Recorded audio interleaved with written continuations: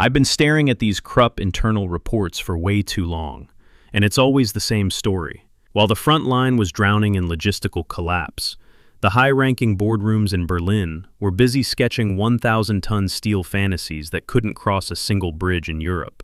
This wasn't just mad science. It was a systemic addiction to grandiosity. I'm going to show you every major paper tank, from the E-series to the Landkreuzers, skipping the fan-made myths and sticking to the actual administrative records.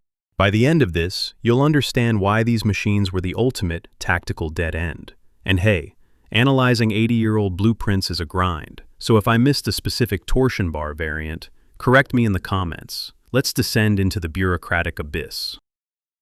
Chapter 1. The Standardization Mirage. Before standardization was a choice, logistical collapse was the prerequisite. This is the systemic reality of the E-series, an industrial attempt to trade battlefield variety for manufacturing sanity. The E-10 was a masterpiece of compact design. Magirus engineers simplified the hull and added a hydraulic suspension that let the tank squat into a nearly invisible ambush position. It wasn't just a vehicle, it was a predator designed to fix the Hetzer's flaws.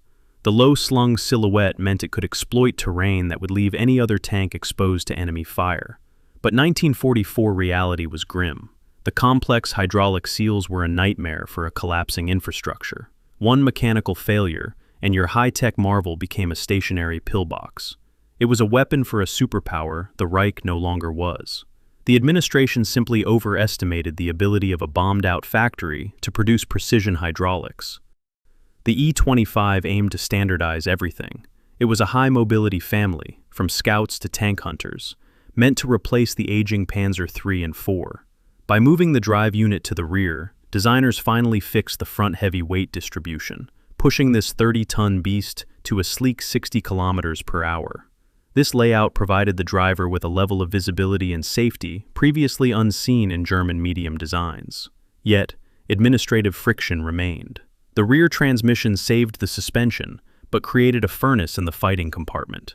Without luxury ventilation, the E-25 became an endurance test for the crew. It was a brilliant chassis that simply asked too much of the humans inside. By the time you hit top speed, the internal heat would have likely degraded the crew's operational efficiency to zero. The E-50 was the anchor of logistical sanity. It was the new standard medium tank, sharing almost every major component with the heavier E-75. Modular gearboxes and external springs promised an industrial dream, fewer breakdowns and faster field repairs for a bleeding army. The design was a direct attempt to stop the institutional habit of creating one-off prototypes that clogged up the supply chain. The catch? High-stakes tech. Those external springs saved space, but were prone to shattering in extreme cold. The administration traded proven torsion bars for a manufacturing shortcut that risked leaving entire divisions stranded in the snow. A bold gamble the Reich couldn't afford. When the mercury dropped, these optimized springs effectively turned a state-of-the-art tank into an expensive lawn ornament. The E-75 was the iron fist of the pair. It replaced the Tiger II using the E-50's technical DNA, shared engines, fuel tanks, and cooling. It was a masterclass in unification, designed to let a single supply chain keep both medium and heavy battalions moving. This meant a mechanic could theoretically swap a radiator between two completely different weight classes in a matter of hours. But physics doesn't care about bureaucracy. To carry the 105mm gun and heavier plate, the E-75 needed more wheel bogies, straining the shared concept.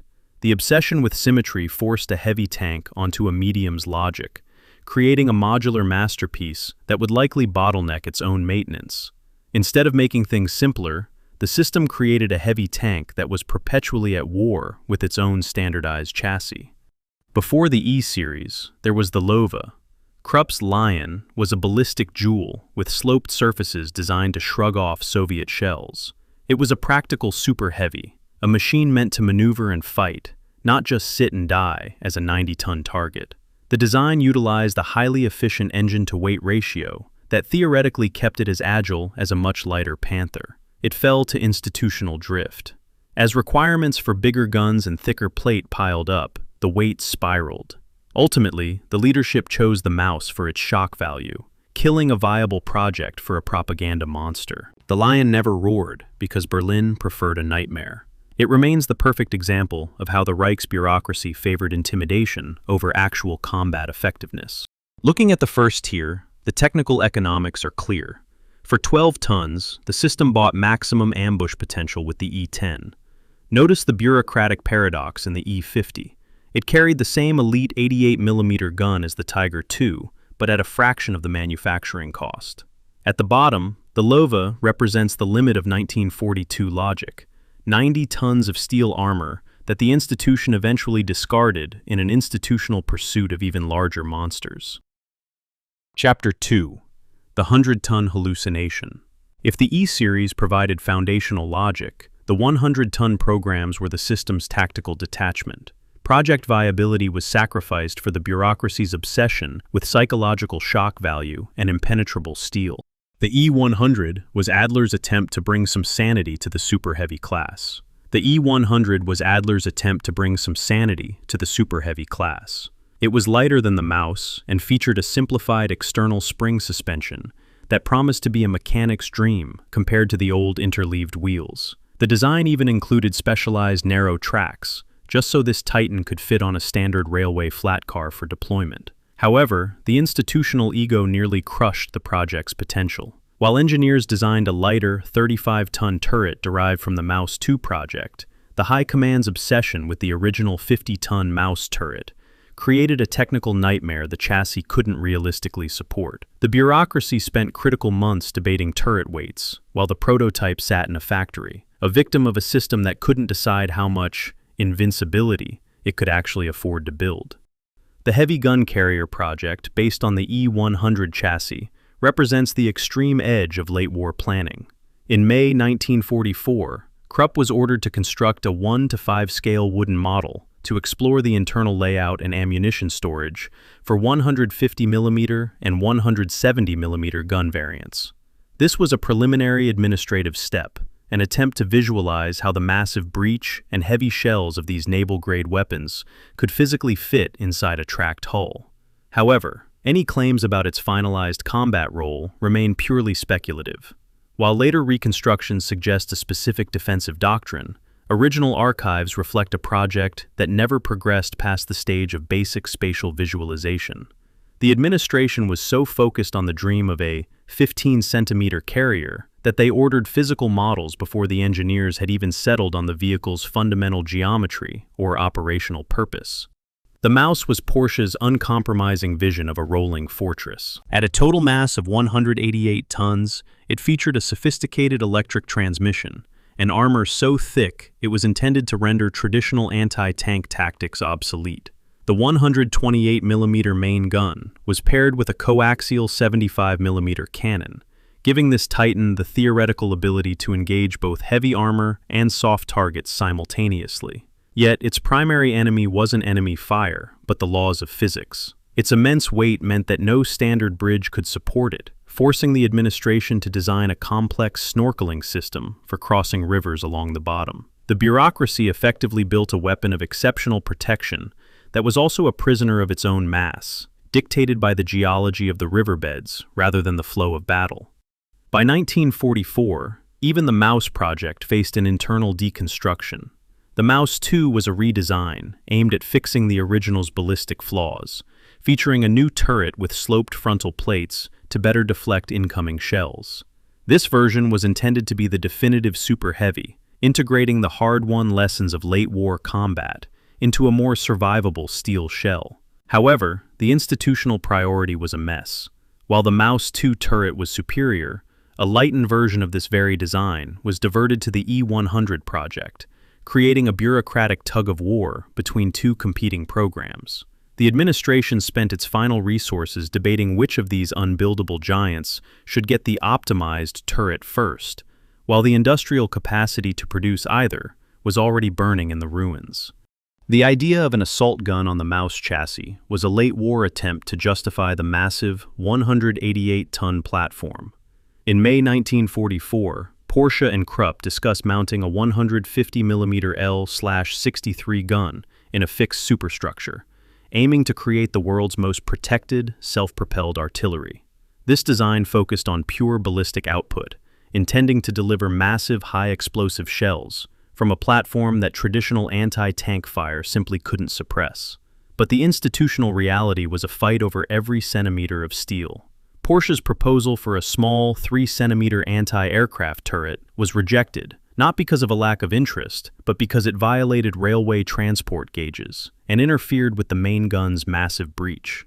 The bureaucracy prioritized the primary weapon's function over local air defense, deciding that the vehicle's protection was the responsibility of the surrounding motorized units, not the machine itself. At the absolute edge of the super-heavy spectrum sat the 170mm Sturmgeschütz proposal. At the absolute edge of the super-heavy spectrum sat the 170mm Sturmgeschütz proposal. In May 1944, Porsche and Krupp debated mounting a massive 17-centimeter gun on a heavy chassis, aiming to create a tank hunter that could theoretically dominate any engagement through raw caliber. This design was an attempt to push mobile firepower to its absolute maximum, turning a single vehicle into a strategic asset capable of shattering any enemy concentration. But Krupp's own engineers provided a dose of institutional reality. They preferred the 150mm version because the 17-centimeter gun was too long, its breech too massive, and its ammunition so bulky that effective operation inside a steel hull became nearly impossible. The administration flirted with the 170mm dream, but the sheer physical difficulty of mounting and loading such a weapon proved that even in the Third Reich, physics eventually sets a hard ceiling on ambition. Moving to the second tier, the Army bought invincibility for pennies on paper. A shift to the E-100 brought 200mm of sloped protection, but it demanded highly complex tactical coordination to move. At the top of this list, the 17-centimeter project represents the absolute limit of caliber. It was the system's insurance policy against future threats, but in exchange, the bureaucracy demanded total detachment from the physical constraints of weight and recoil.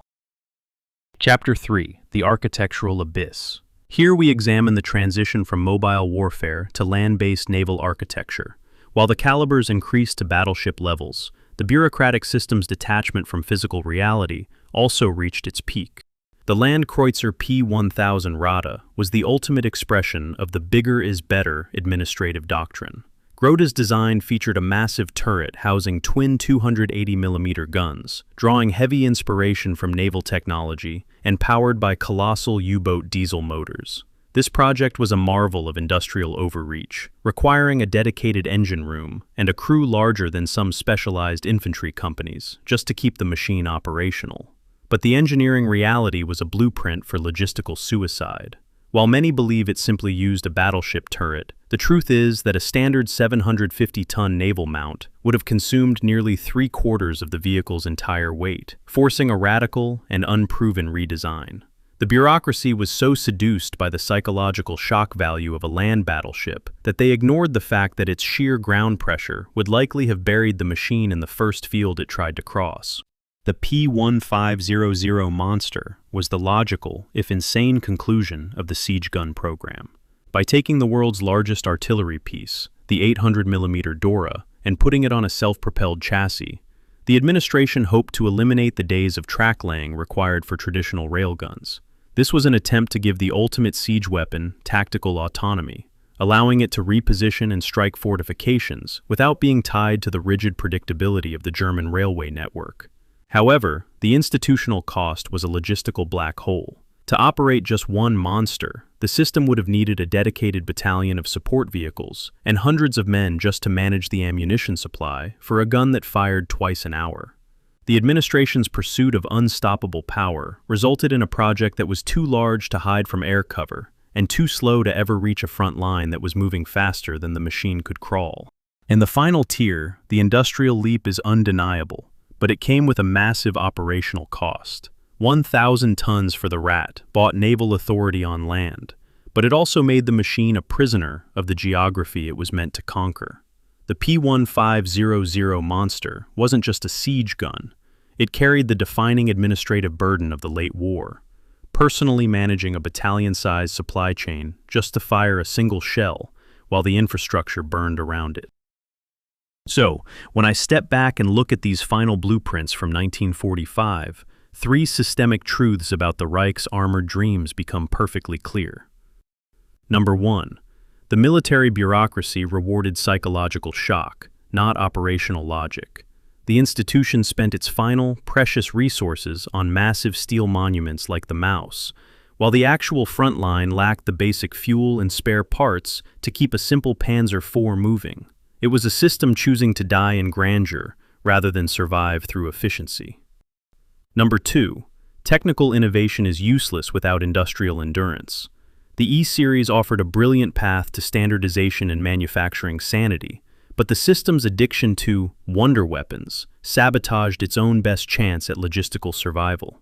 The bureaucracy effectively traded a functional future for a heavy, immobile fantasy. And number 3, the oldest rule of the institutional machine. Grand strategy is designed on a clean desk, but it always dies in the dirt. An engineer's perfect 1,000-ton equation only works until the machine tries to cross its first wooden bridge and realizes the physical world doesn't care about your paperwork. I really value the corrections you guys leave in the comments. Navigating these old reports isn't always perfect, and your insights help make the content much more accurate. I'm focused on making each video better than the last, so thanks for keeping the standard high.